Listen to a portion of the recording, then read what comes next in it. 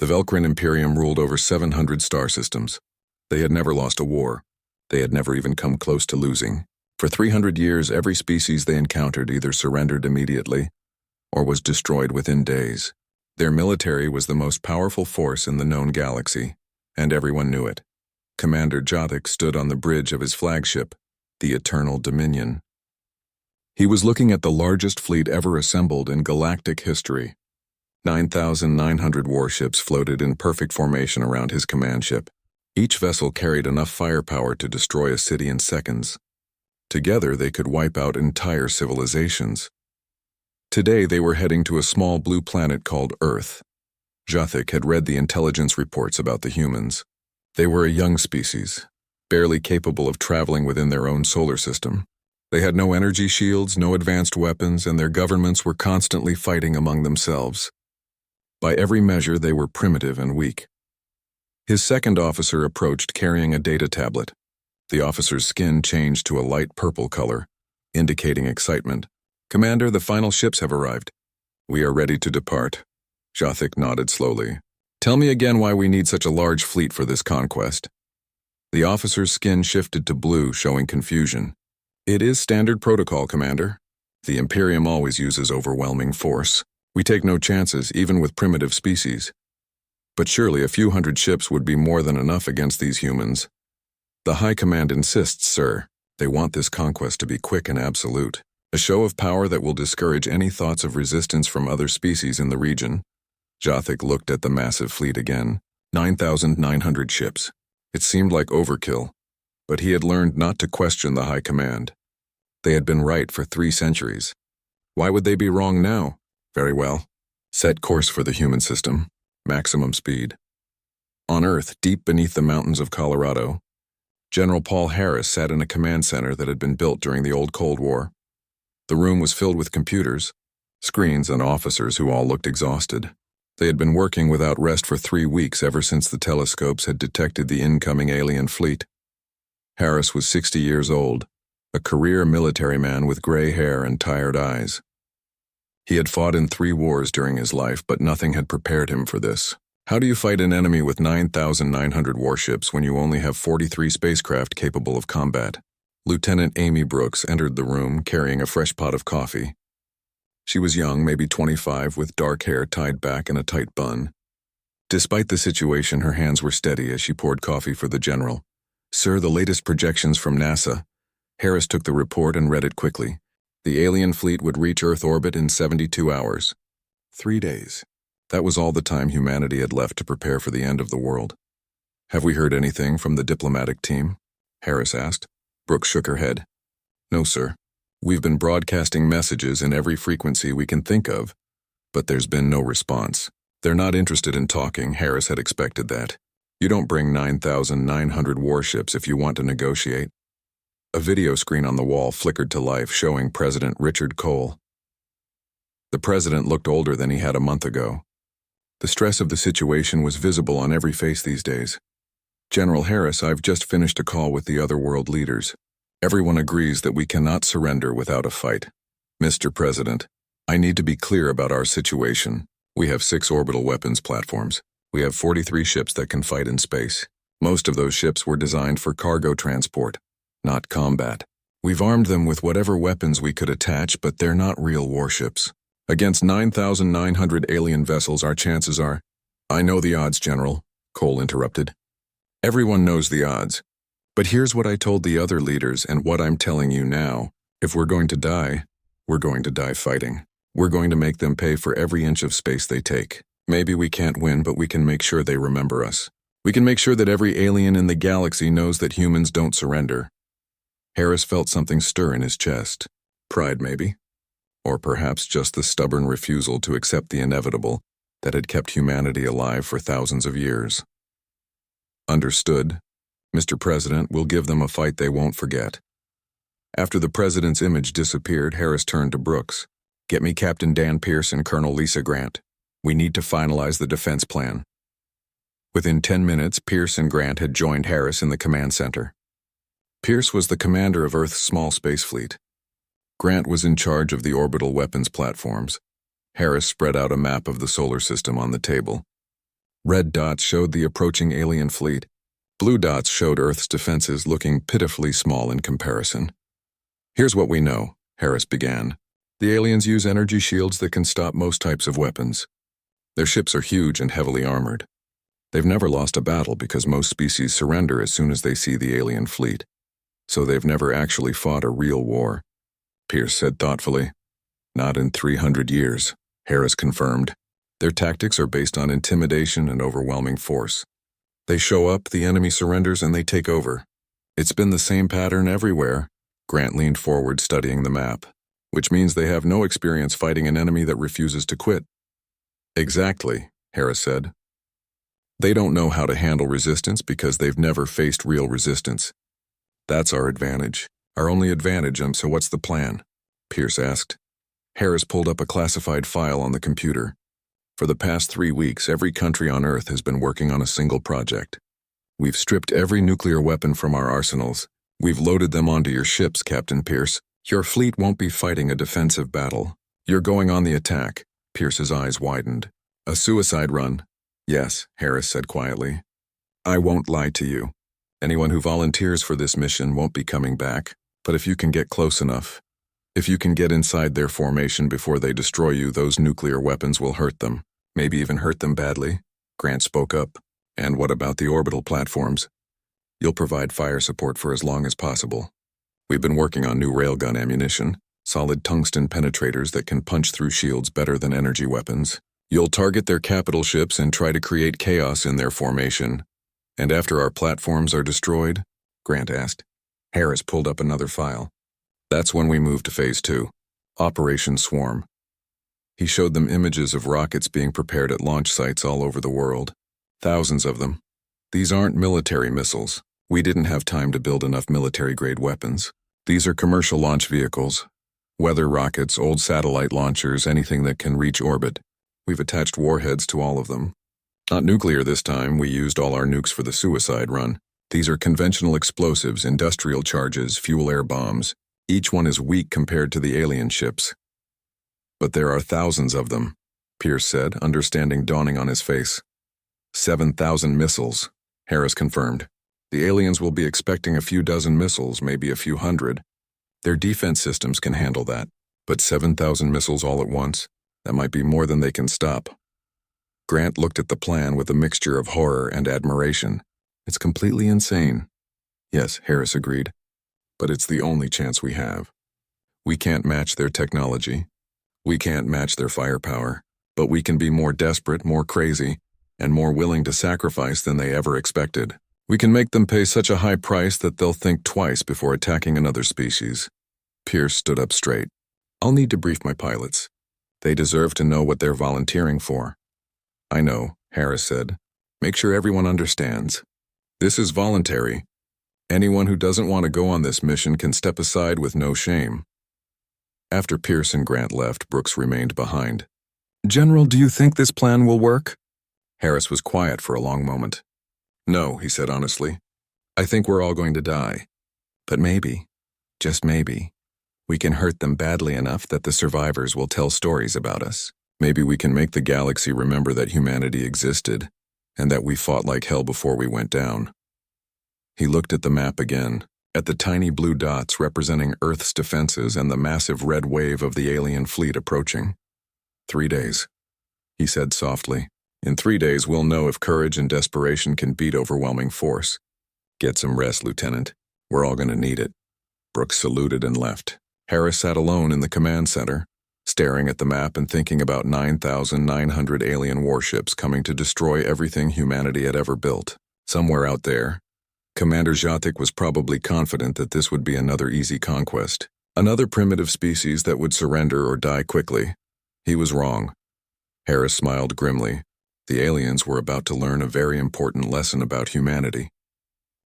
The Velkran fleet regrouped in high orbit above Earth. Commander Zhatik looked at his remaining forces and felt something unfamiliar gnawing at his confidence. 82 ships destroyed, 40 more damaged. Over 9% of his fleet was gone, and they hadn't even started the invasion yet. On Earth, General Harris watched the alien fleet through the orbital cameras that still functioned. The enemy was being more careful now, spreading their ships out instead of bunching them together. They had learned from the first engagement. That was bad news. How long until they're in position for planetary bombardment? Harris asked. Lieutenant Brooks checked her instruments. 2 hours, sir. Maybe less. They're moving slowly, but they're definitely getting into attack formation. Harris nodded. The suicide run had bought time and hurt the enemy, but it hadn't stopped them. Now it was time for the second phase of the plan. The part that was even more desperate than the first. Begin Operation Swarm. Launch everything. All across Earth, rockets began lifting off. From military bases in America and Russia. From space centers in Europe and China. From civilian launch facilities in Japan, India, and Brazil. Even from hastily constructed launch pads in smaller countries that had never sent anything to space before. They were ugly, these rockets. Many of them were old designs pulled from museums and restored to working condition. Others were civilian vehicles that had been modified in ways their designers never intended. Some were literally held together with welds and prayer, but they all had one thing in common. Each one carried a warhead aimed at the alien fleet. In Nevada, Major Scott Hayes coordinated the launch sequence from a military bunker. His team of analysts and targeting specialists had been working without sleep for 3 days, calculating trajectories and updating target assignments. Sir, we have successful launch confirmation from sites 1 through 50, Captain Linda Park reported. First wave is away. Keep them coming, Hayes ordered. As fast as we can get them off the ground. Every 30 seconds, another rocket launched. Every minute, 2 more missiles headed toward the alien fleet. They rose from Earth's surface in groups, accelerating on pillars of fire and smoke. On the Eternal Dominion, the sensors began registering the launches almost immediately. Commander, we're detecting multiple launches from the planet's surface, the tactical officer reported. Initial count is over 200 missiles and rising. Jothik felt a slight relief. 200 missiles was a lot, but his fleet could handle that. Activate point defense systems. Begin tracking and targeting. But the launches didn't stop. 200 became 400. 400 became 800. The number kept climbing as more and more rockets lifted off from Earth. Update count to 1,000 missiles, the tactical officer said, his voice rising with concern. No, wait. 1,500. 2,000. Commander, they're still launching. Jothik stood up from his command chair. How many missiles could they possibly have? Current count is 3,000 and rising, sir. Estimated time to impact 18 minutes, 3,000 missiles. Jothik ran quick calculations in his head. His fleet had point defense systems that could handle maybe 4 or 5 missiles per ship. Against 3,000 missiles, they could probably destroy 90% of them before impact. That would leave 300 getting through. 300 hits spread across 9,000 ships wouldn't be catastrophic. Damaging but not catastrophic. Maintain point defense readiness. Prepare for missile interception. On Earth, the launches continued. 4,000 missiles. 5,000. 6,000. Hayes watched the counter climb on his main screen. We're approaching the target number, Captain Park. How many sites still have missiles ready? 63 sites reporting ready for final salvo, sir. That's another 1,000 missiles. Launch them. Everything we have. Don't hold anything back. The final wave of rockets lifted off, bringing the total to 7,000 missiles heading toward the alien fleet. It was literally every rocket, every missile, every explosive device that Earth could launch into space. National defense stockpiles built up over decades. Decommissioned weapons pulled from storage. Civilian launch vehicles modified to carry bombs. Even experimental designs that had never been properly tested. It was humanity's entire arsenal, thrown at the enemy in one desperate gamble. On the Eternal Dominion, alarms were blaring continuously now. Final count, 7,000 missiles, the tactical officer shouted. Multiple types, multiple speeds. They're spreading out across our formation. Point defense systems are tracking, but Commander, this is more than we can stop. Jothik felt ice forming in his blood. 7,000 missiles. Even if they stopped 95%, that would still be 350 hits. And they wouldn't be spread evenly across the fleet. They would concentrate on damaged ships on vessels that were already weakened from the first battle. All ships, maximum defensive fire. Prioritize missiles targeting already damaged vessels. The Velcrin fleet opened up with every point defense weapon they had. The space between Earth and the alien fleet lit up like a fireworks display as lasers and small projectiles filled the void. Missiles began exploding by the dozens, then by the hundreds. But there were so many of them. Commander Vectra commanded the cruiser Swift Retribution, one of the vessels that had been damaged in the first attack. His ship's shields were at 60%. 2 of his weapons batteries were offline. His crew was exhausted from emergency repairs. Now, according to his sensors, 43 human missiles were heading directly toward his ship. Point defense engaging. His tactical officer reported. We've destroyed 21, 22, 25. The numbers climbed steadily. 30 missiles destroyed, 35, 40. Vectra allowed himself a moment of hope. They were going to stop them all. Then his tactical officer's voice changed. 3 missiles still incoming. Time to impact, 5 seconds. Brace for impact.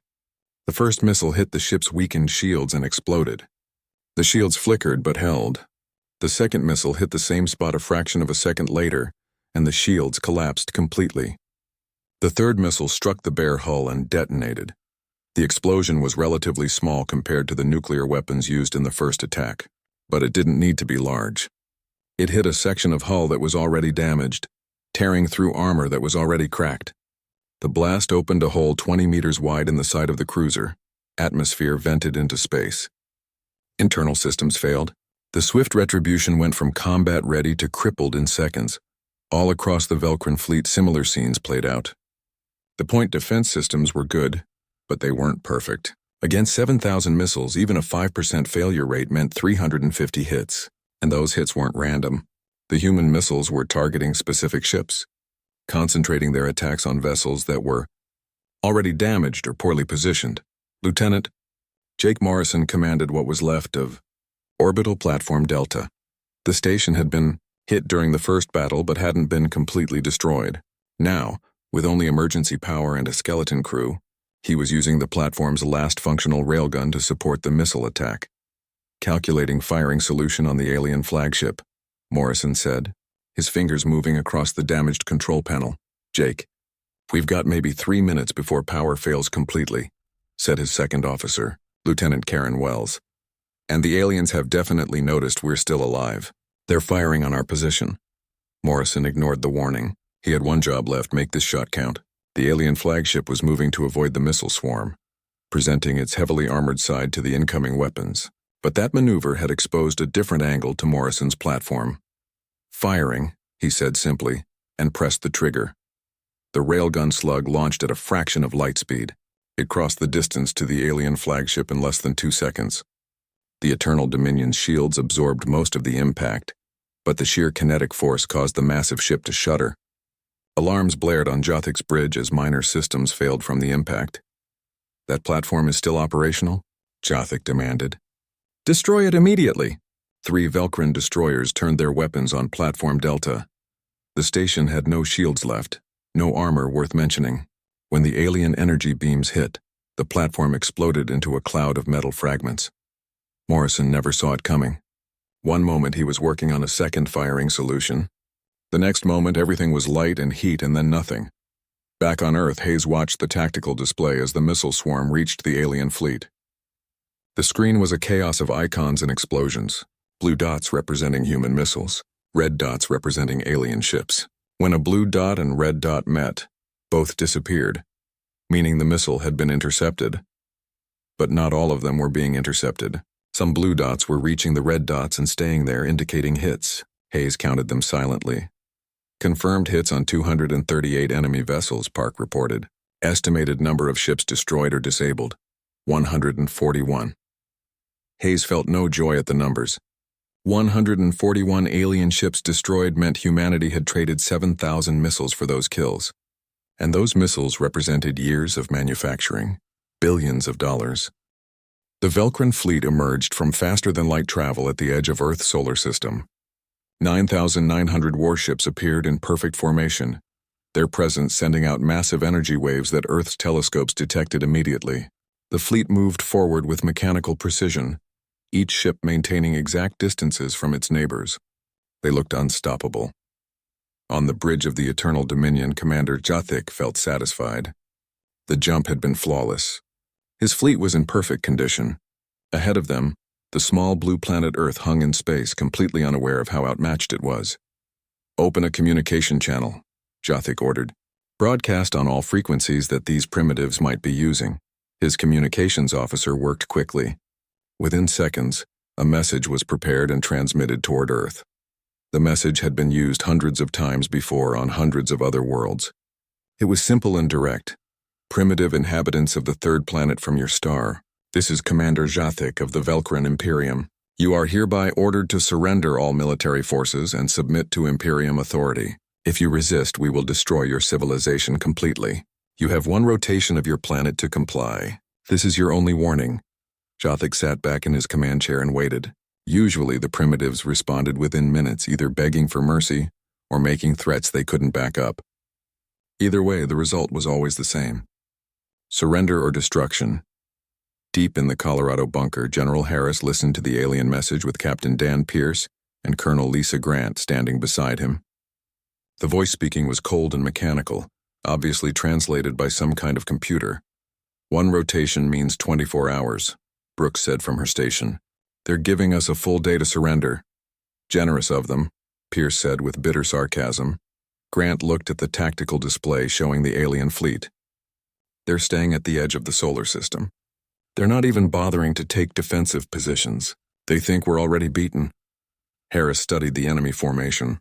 The aliens had arranged their ships in layers, with the largest vessels in the center and smaller ships forming protective shells around them. It was a formation designed to look impressive and intimidating.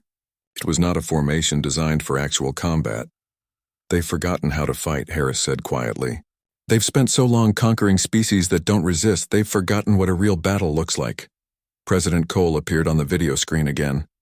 His face was calm now, almost peaceful. He had made his decision.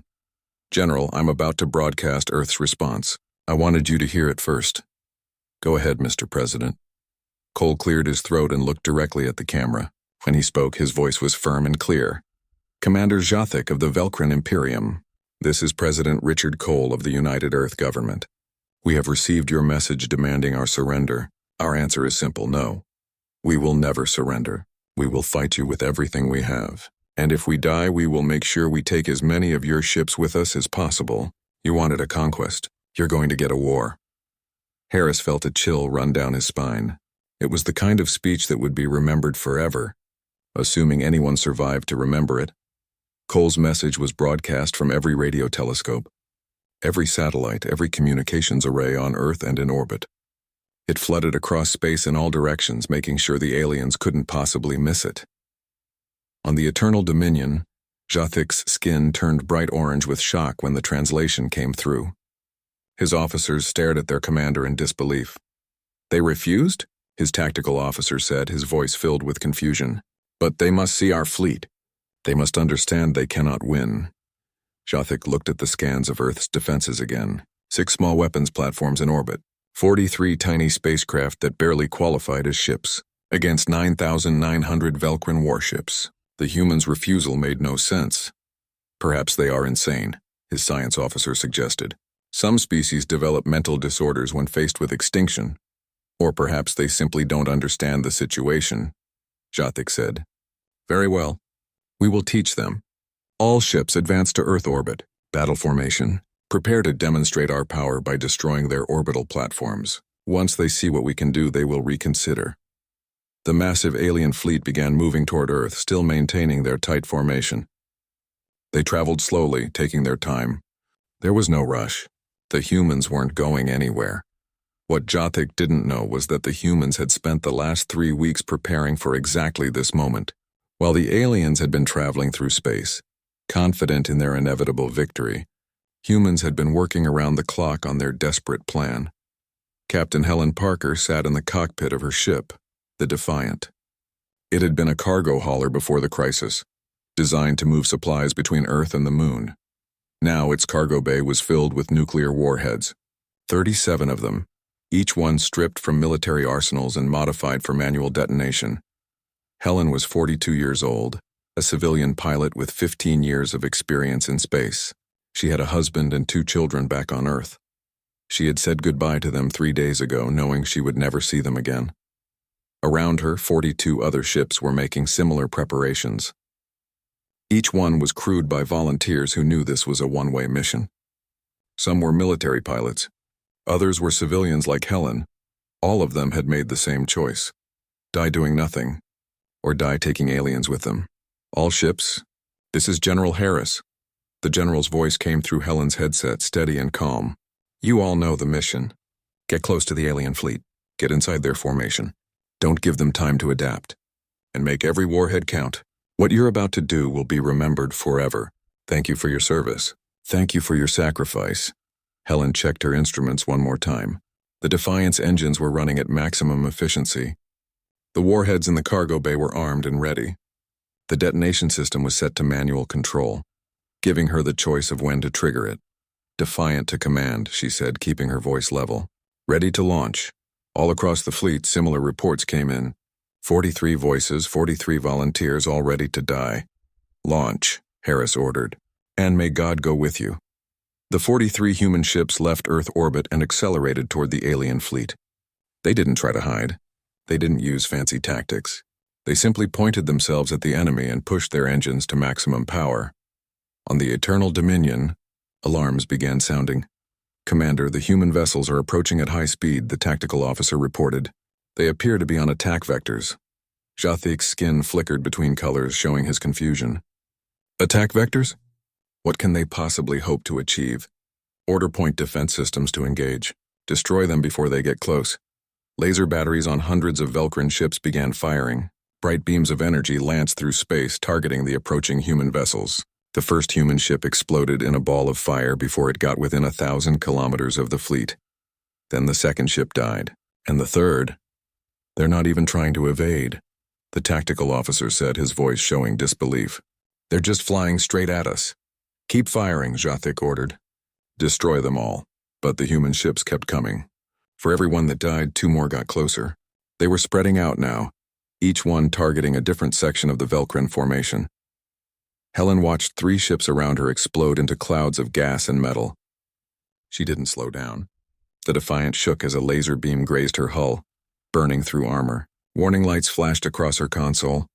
Come on, she whispered to her ship. Just a little closer. The alien fleet was growing larger in her viewport. She could see individual warships now, massive vessels covered in weapons and armor. The largest one, the flagship, sat in the center of the formation, surrounded by protective layers of smaller ships. Helen aimed for one of those protective layers, a heavy cruiser, the intelligence reports had called it. It was 3 times the size of any warship Earth had ever built. Laser fire intensified around her. The Defiant's shields, makeshift and weak, failed completely. Another hit tore through the cargo bay and Helen heard metal screaming. But the warheads didn't explode, not yet. She still had control. 500 meters from the alien cruiser. Close enough. Helen thought about her husband and children one last time. She hoped they would understand why she had volunteered. She hoped they would be proud. Then she triggered the detonation. 37 nuclear warheads exploded simultaneously at point-blank range from the Velcrin cruiser. The combined blast was brighter than the sun, releasing energy equivalent to hundreds of megatons. The cruiser's shields held for almost a full second before collapsing. Then the blast tore through the hull, ripping the massive ship apart from the inside. The explosion was so powerful that it damaged 2 other Velcrin ships nearby. Secondary explosions rippled through their hulls as systems overloaded and ammunition magazines ignited. All across the battlefield, similar scenes played out. 16 human ships made it through the defensive fire. 16 suicide runs. 16 nuclear detonations at point-blank range. On the Eternal Dominion, chaos erupted. 74 ships destroyed or heavily damaged. The tactical officer screamed. 3 months had passed since the battle. The Velcrin fleet remained at the edge of Earth's solar system, neither attacking nor leaving. They just watched, their sensors scanning Earth constantly, trying to understand what had happened and how a primitive species had inflicted such terrible losses on them. On the Eternal Dominion, Commander Jathik spent his days writing reports and waiting for judgment from the High Command. He knew his military career was over. The only question was whether he would be simply relieved of command or executed for cowardice. His science officer entered the bridge carrying a data tablet. Commander, I've completed the analysis you requested. The full report on human psychology and warfare tactics. Jathik took the tablet and began reading. The report was disturbing. According to the analysis, humans had a fundamental psychological trait that made them uniquely dangerous. When faced with extinction, they didn't become more cautious. They became more reckless. They valued survival of their species over survival of individuals. They would sacrifice millions to save billions. More than that, humans had a concept they called honor. They believed that dying in battle was better than living in slavery. They would literally rather be dead than conquered.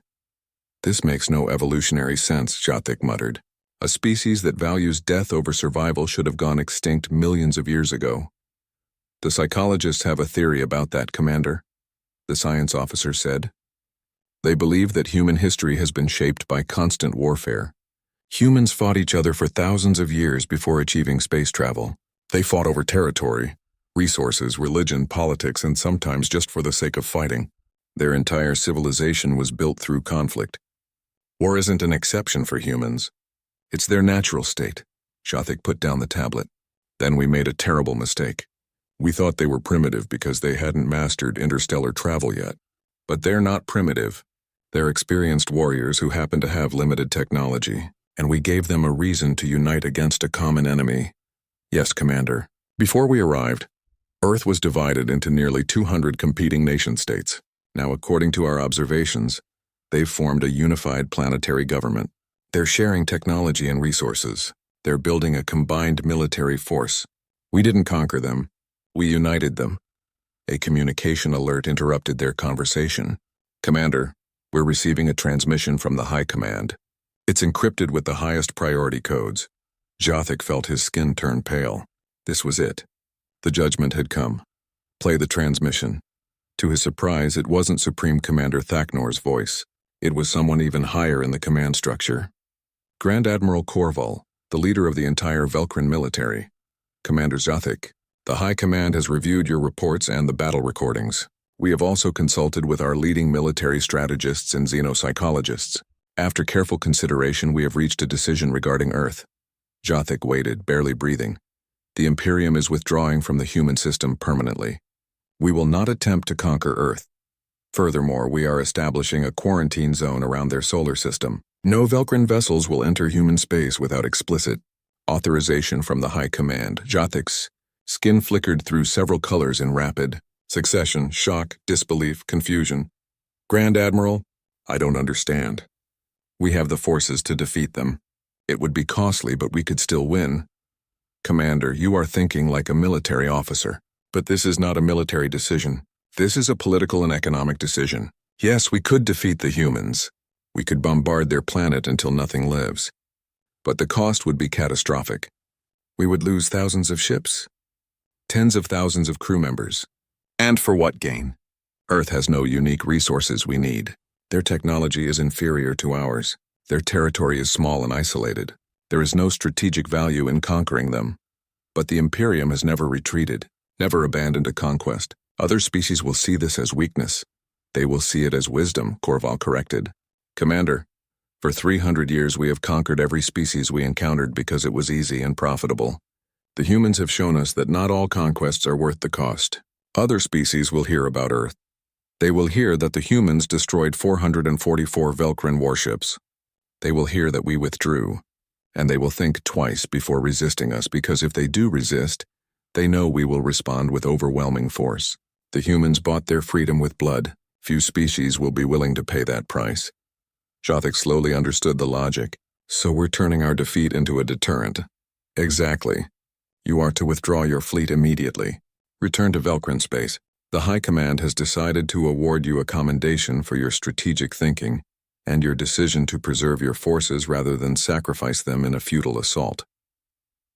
After the transmission ended, Jothik sat in silence for a long time. He had expected execution or disgrace. Instead, he was being praised and rewarded. The Imperium was adapting, learning from the human encounter. That was good.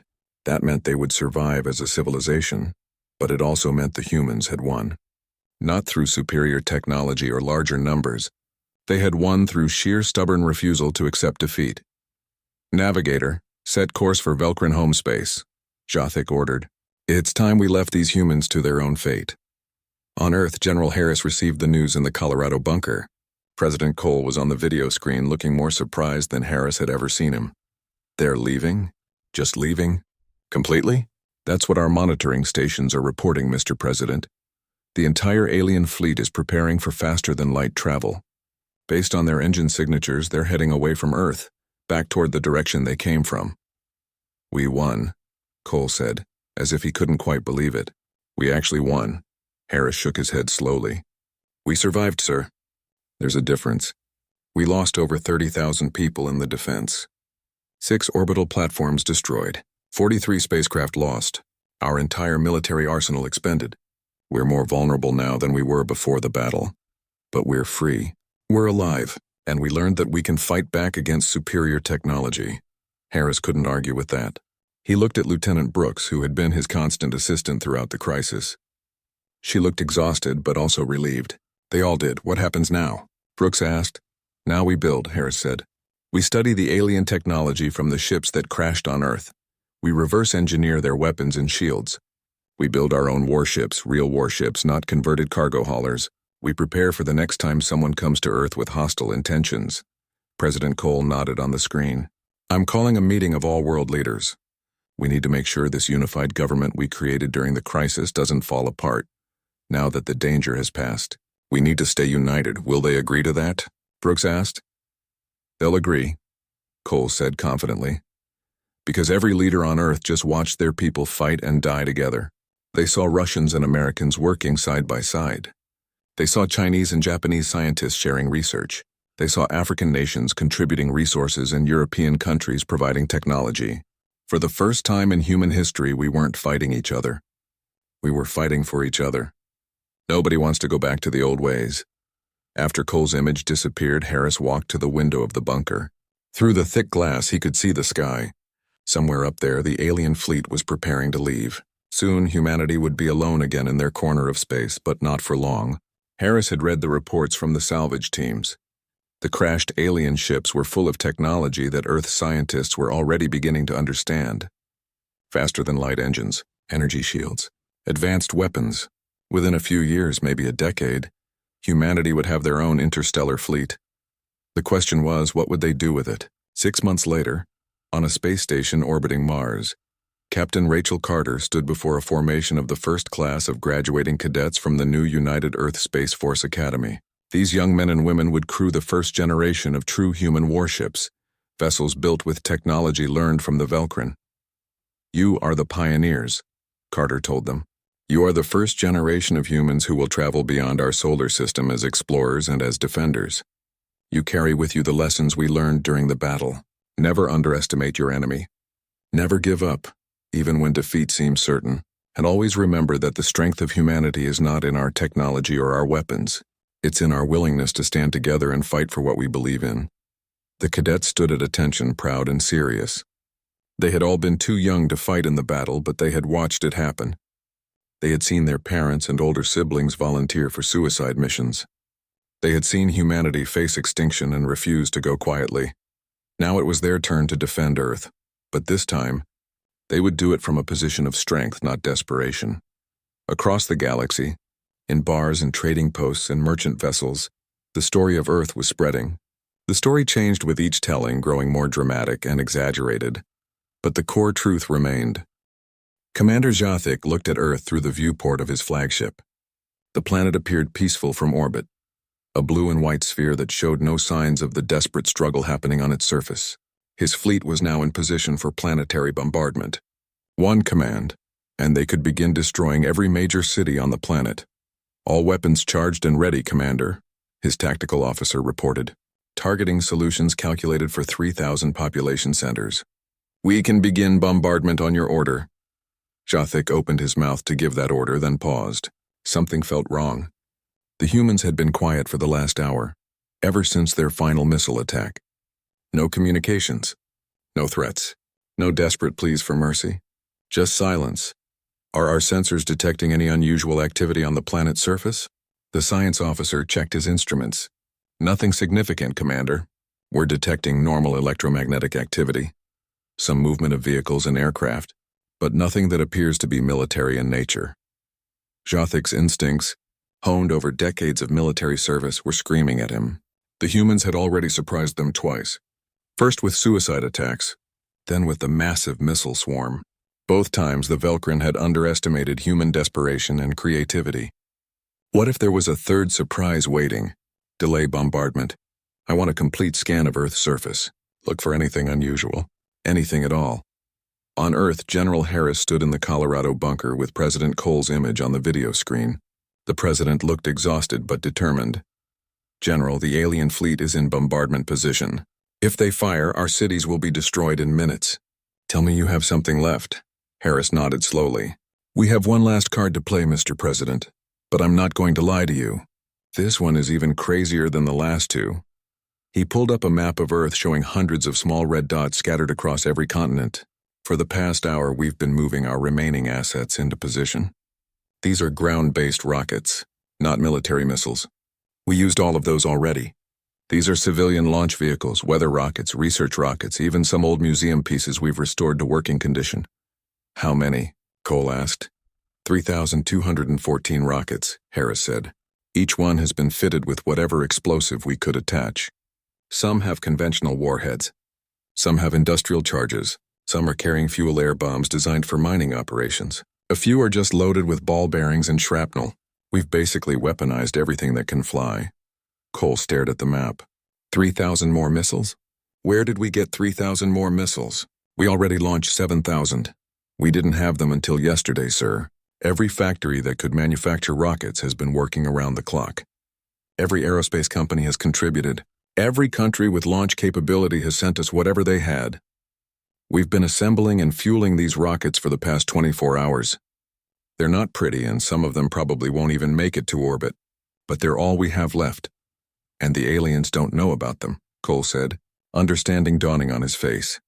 Their scans would show them as civilian vehicles and equipment. The aliens wouldn't see them as weapons because they've never seen a species that would weaponize literally everything they own. Cole was quiet for a moment. General, after we fire these 3,000 rockets, what will we have left? Harris met the president's eyes. Nothing, sir, this is it. After this, our arsenal is completely empty. We'll be defenseless, then we'd better make it count. You have authorization to launch.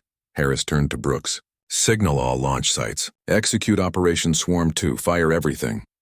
Across Earth, the rockets began launching. Unlike the carefully coordinated first swarm, this launch was chaotic and rushed. Rockets lifted off from military bases, sure, but also from civilian spaceports, university research facilities, private company launch pads, and even from temporary launch sites built in open fields. Some rockets exploded on the pad. Others went off course within seconds of launch. A few broke apart in the atmosphere, but most of them made it, rising toward space on trails of fire and smoke. On the Eternal Dominion, alarms began sounding again. Commander, multiple launches detected from the planet's surface. Initial count is over 1,000 and rising. Jothik felt his blood turn cold. They had more missiles? Count now at 2,000. 2,500. 3,000. Commander, they're launching another swarm. Jothik made a decision in that instant. The decision that would save his fleet but also mark him as the first Velcrin commander in 300 years to retreat from a battle. All ships, withdraw to the outer system. Maximum speed. We need distance between us and those missiles. But Commander, the High Command ordered us to. I don't care what the High Command ordered. Jothik shouted, his skin turning bright red with stress and anger. If we stay here, we'll lose another 200 ships. We need to withdraw, regroup, and analyze their tactics. Move now! The Velcrin fleet began pulling back, their massive engines pushing them away from Earth at high speed. But the human missiles were already in flight, accelerating hard to catch up with the retreating fleet. It became a race. The alien ships were faster, but they had started moving too late. Some of the missiles, the fastest ones with the best guidance systems, began catching up to the slowest alien vessels at the rear of the formation. Captain Linda Park watched the tracking data in the Nevada bunker. Sir, approximately 800 of our missiles are going to catch the enemy fleet before they get out of range. The rest won't have enough fuel to reach them. Hayes nodded. 800 is better than nothing. Update targeting. Concentrate on the ships that are already damaged. Let's finish what we started. The 800 missiles that reached the alien fleet found targets among the damaged and slower vessels. Most were intercepted by point defense fire, but 53 got through. 53 more explosions. 53 more Velcrin ships damaged or destroyed. By the time the Velcrin fleet reached the outer solar system, well beyond the range of human weapons, Commander Jathik's losses had climbed to a staggering total. 276 ships completely destroyed, 168 ships damaged too badly for combat, 444 vessels out of 9,900, almost 5% of the greatest fleet in galactic history, gone, against an enemy that was supposed to be primitive and helpless.